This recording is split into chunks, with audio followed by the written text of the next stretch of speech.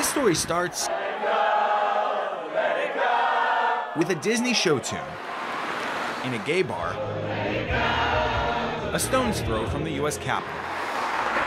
It was inspiration for a bill introduced in Congress last year. Let it go. At some point, you got to let it go. California Congressman Mark Takano is a Democrat who wants to drain the swamp in Washington. The openly gay lawmaker says a light bulb went off one night when he was among the show tunes loving crowd at JR's. I'm hoping to leverage, popular culture here, Whatever it takes. Whatever it takes. Thus, the Let It Go Act, a bill designed to close a little-known but much-abused loophole that allows former politicians to keep spending their campaign cash long after their careers are over.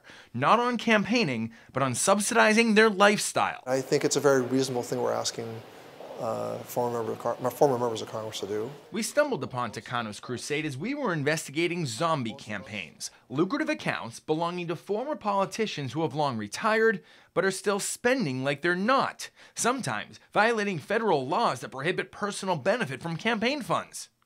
Our team, in partnership with the Tampa Bay Times, combed federal election records to identify more than 100 campaigns with questionable spending years after the lawmakers stopped campaigning, sometimes decades after they retired.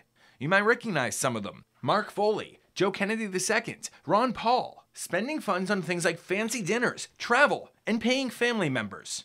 And nobody in Washington seems to notice or care. It is legal, but I don't think it should be. Takano's bill proposed that lawmakers must close their accounts down within 6 years of leaving office.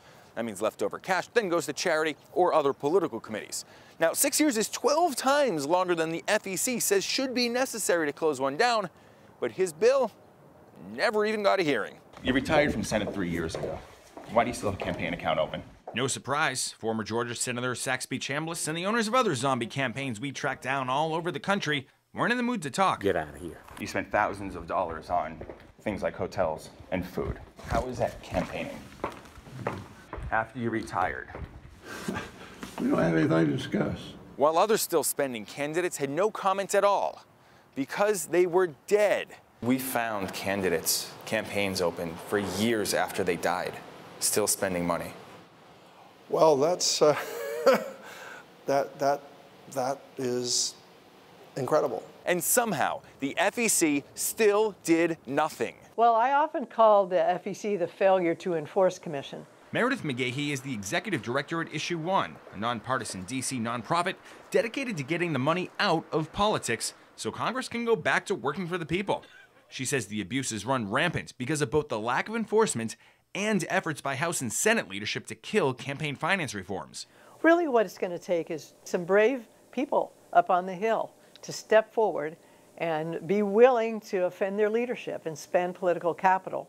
Meet brave person on the Hill, Walter Jones, a longtime Republican congressman from North Carolina. If any member of Congress is not willing to let sunshine in, then the democracy is threatened.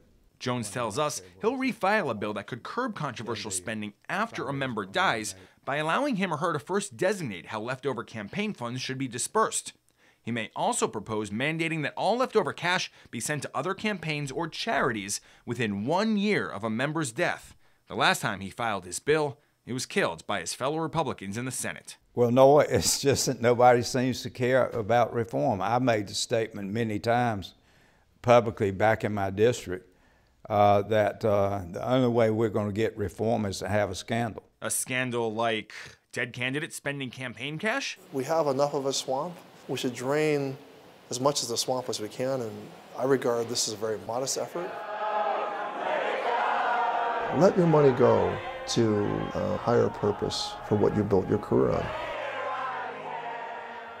Senator Saxby Chambliss, whom we caught up with after he ignored multiple requests for an interview, later sent us a short statement that read he complies with all federal laws and discloses all of his campaign expenditures, which may actually be true.